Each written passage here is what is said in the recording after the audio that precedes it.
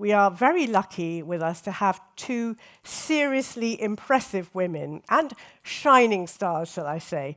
So please welcome on stage Merete Clausen, Director of Investments, DG GROW, European Commission, and also Marjut Falkstedt, European Investment Fund Chief Executive, to open the conference. Welcome, ladies. Please do come.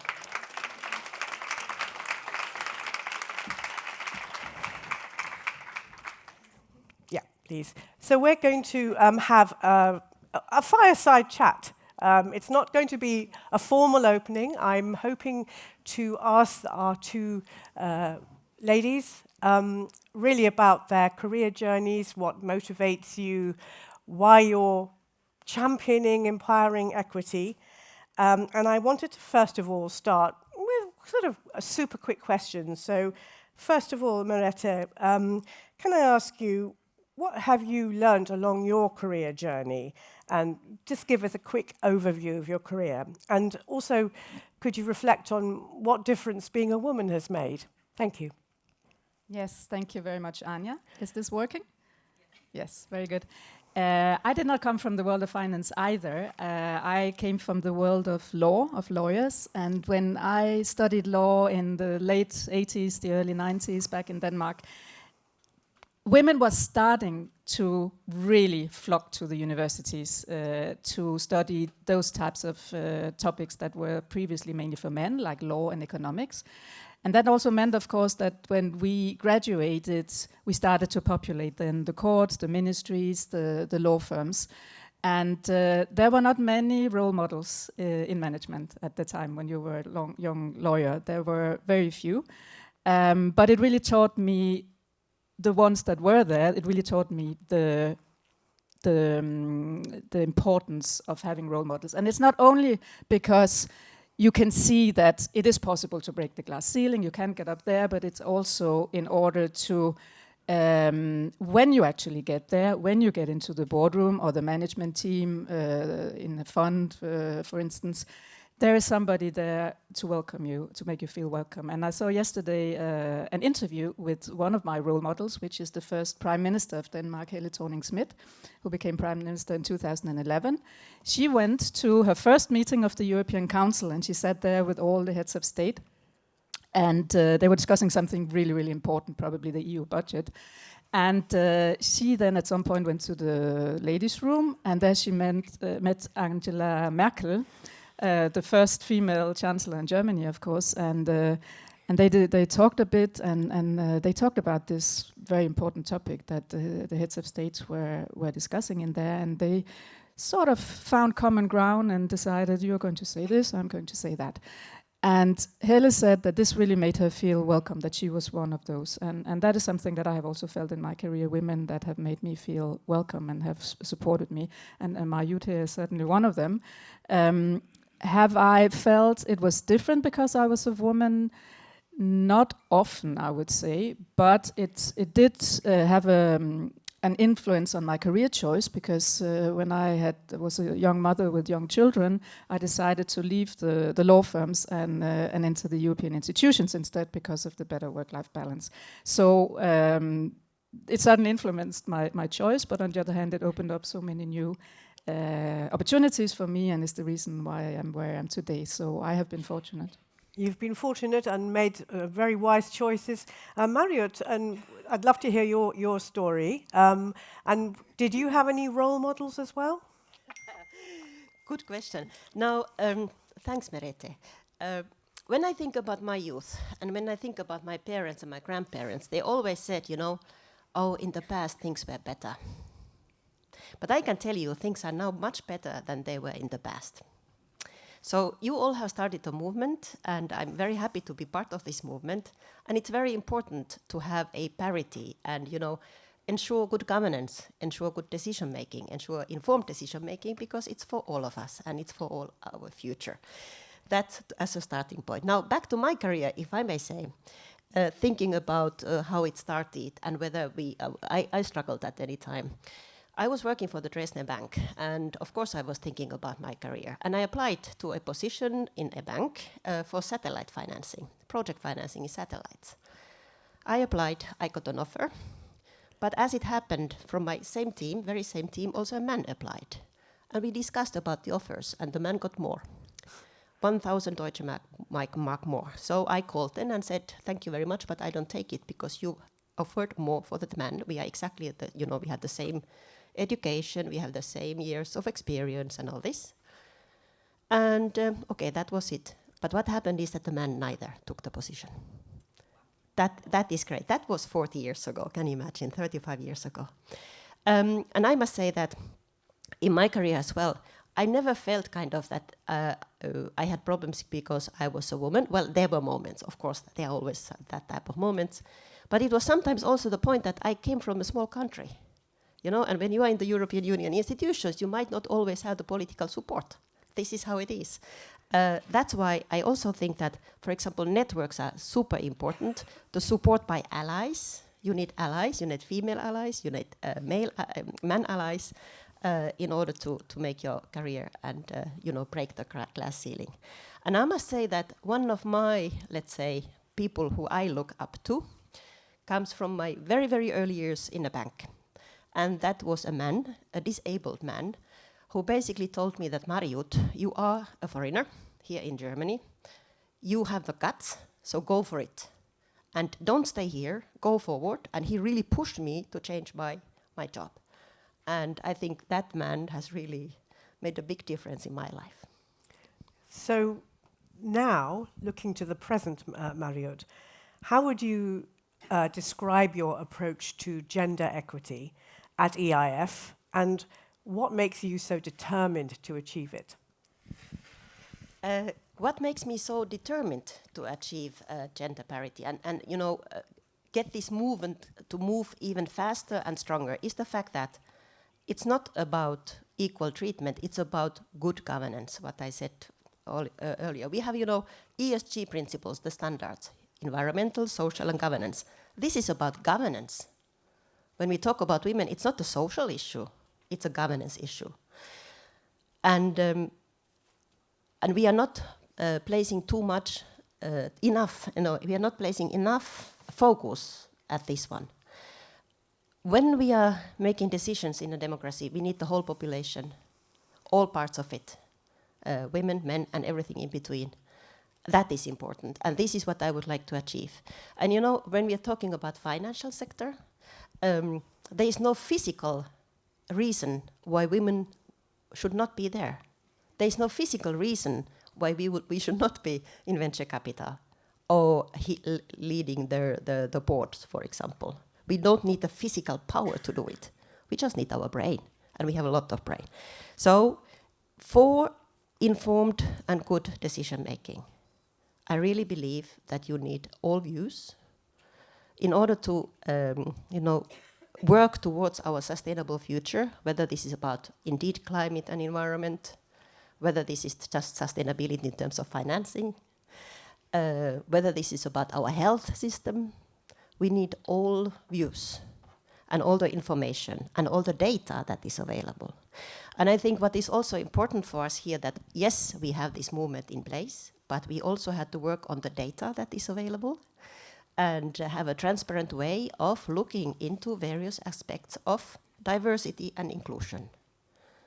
And then see what is really the impact. Because we talk a lot, we make things happening, but we really had to also critically look at times, did we achieve what we wanted to achieve with the means what we had? Did we do it the right way? So this is one thing, and I see, there's a lot of young talent, male and female talent in this world, and we have to let this talent, really find their right places in the society. The talent itself might not always know where the place is, but we can, now in our age, we can steer it a bit, and this is why we want to help with the mentoring schemes, with the academy which we have put in place, the academy which basically links the STEM students of science, technology, engineering, and mathematics together with the venture capital. So that there are links and we can build networks so that we can indeed strengthen this movement that we have started. Great. I'm going to come back to you in a bit to talk about the movement. I think that's a really interesting idea. Merete, so how and why was gender equity prioritized during the design of InvestEU, and how are you promoting it? This was inspired by another first ever female role model, which was the president of the Commission, Ursula von der Leyen, in her first commission that started in 2019. And she came up with a gender equality strategy that contained a lot of different actions. Equal pay was one of them, transparency in particular around pay, which makes it possible to detect if men are being offered more in salary for women for the same work. And another action was the directive that was later adopted on the participation of women in corporate boards. Because, you know, we had, as I said before, women were really starting to even become the majority at the universities for a lot of studies. But we still saw that in corporate boards, they were in a minority. The managing directors, the executive directors were mainly men. And when you got to, for instance, the chair of the boards, they were almost exclusively men. And we also in the Commission had identified that in the VC world and in the world of growth finance, it was more difficult for women and for female-led companies to get access to finance. So we thought we are going to have to do something about that. We thought we will use the firepower of our InvestEU program, which is expected over this budgetary framework to reach, to have leveraged some north of 370 billion euros. This we must be able to use in order to put some requirements on the financing that we are supporting through our EU budget. And we thought, should we ask the financial intermediaries that the EIF is working with to support, to have a target for supporting female-led companies, or is that enough? And we thought, no, this is not enough. What we need is we need to reach the decision takers. It's mainly men who are the check writers when it comes to investment. It's men who take the decisions. And that is what we wanted to target. So we said, okay, we want to have a target that says something about how gender diverse fund management teams are, and we wanted to make sure that there were women in the driving seat, in the decision-making positions. And that's why we came up with the target of 25% for the investments that the EIF is making. What you may know now as the gender smart target. And we have to give credit very much to the EIF also, because they took it and they ran with it, and now we have largely exceeded it. And that probably also makes us think that the target was maybe too modest. Maybe we should be more ambitious in future. So let's see in our next generations of programs. And we have seen the marvelous results of it just recently with the signature. I think the most recent was the Sister Fund. And what I like so much about the Sister Fund, I see that there are people down here who knows. I spoke to some of the ladies from the Sister Fund recently in Paris. And what I really liked about that is that they're focusing so much on making sure that they support companies that are focusing on letting women take control of financial decisions and improving literacy, so to speak, among women in terms of taking investment decisions, because we know that women are not nearly good enough, nearly as good as men in order to look after their own finances. And that's what we wanted to do. That's one of the things that we actually wanted to do with this product, and that's what we have achieved. And when you look at the Commission now, the current gender equality strategy is until 2025, and I think that we in the Commission should certainly have a successor to that, because there are still many things to do. Yes, it's quite interesting. Sorry, my microphone's gone. Can you hear me? Yeah. It's very interesting that you say the target was perhaps a little bit too modest. What do you think would be a more realistic target? What would you like to see? Well, I said before that I was mentioning before the directive on women on boards. There, the target is 40%. If you look at the new commission now, that just started on Monday, the von der Leyen II commission, she really insisted to get women into the commission, into the College of Commissioners, and she wanted to have 50%. She didn't quite get there, but she did manage to get 11 women out of the 27 commissioners, which is 40%. So maybe 40 is a good figure, at least as a target. But on the other hand, also we have now 4 executive vice presidents out of the 6 are women. So the new commission is certainly going to be very much influenced by female leaders also going forward. Thank you. Marjut, you mentioned that word movement. I'm really struck by it. Why do you use that word, and how is the movement growing? Look, for a movement you need partners, and I think here above you see already very strong partners. And when Merete is talking about European Commission, really the policy drive and push comes certainly from our policy makers, so European Commission, certainly also European Parliament and the Council are behind all this to make the movement, so to say, to start and the thinking starting. And I can only thank my colleagues also in the EIF who have started thinking about how can we get indeed more balanced investment decisions, as you were saying. And for balanced investment decisions, for sustainable decisions, you need indeed all the parties, women, men, and everything in between. And diversity and really different views, different opinions to have a good and informed decision making. And now, when my colleagues started a couple of years ago, this is now the 3rd edition of the EMpoewring Equity Academy, we certainly didn't, potentially, I don't think we believed that we could achieve, for example, the target that was set under the InvestEU. But then, when we started talking to the fund managers, for example, a couple of them told me that, Marjut, we would love to have women, but they don't apply to our positions. Because we are in the deep tech, we are somewhere in the nuclear, or we are in quantum computing, we just don't find the women. They are not we don't get them from the universities. They are not out there. Okay, then I think we had to accept that at certain starting point, there will be women who will be taking care of HR, or taking care of ESG, but this can be only a short period of time, because we have to take care that the awareness is raising, and women dare to take their step and apply to positions also in the investment teams, to partner with the partners. Potentially, we have to find ways with the European Commission also to find funding scheme to fund those female partners, potentially at some stage.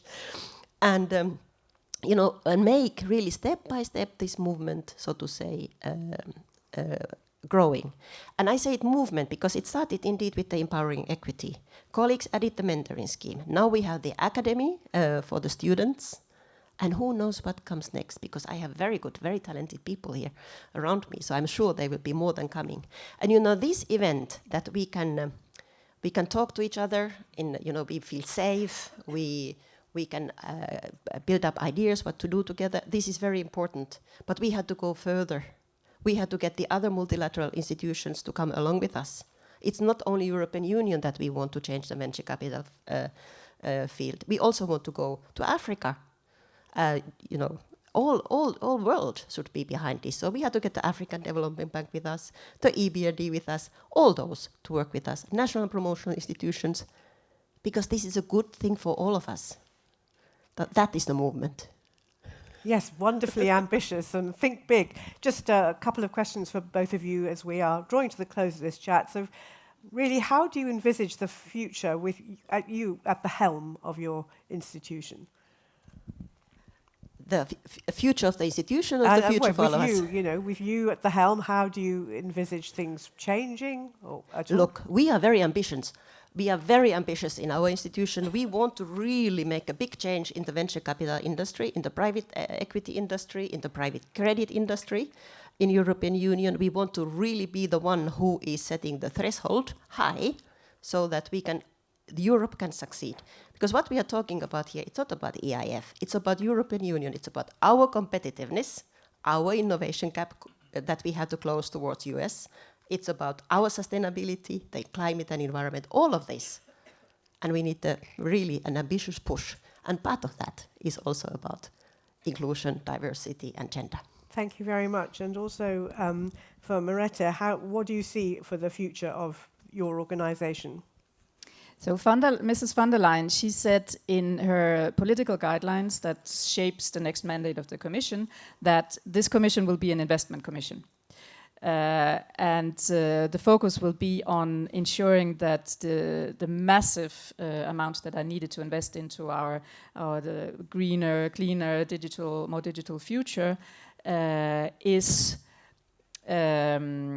empowered, or so to speak, is leveraged by the EU budget, but also that the investment that needs to come from other public, but in particular from private sources, can be helped by the EU budget, and that's what we're going to work on.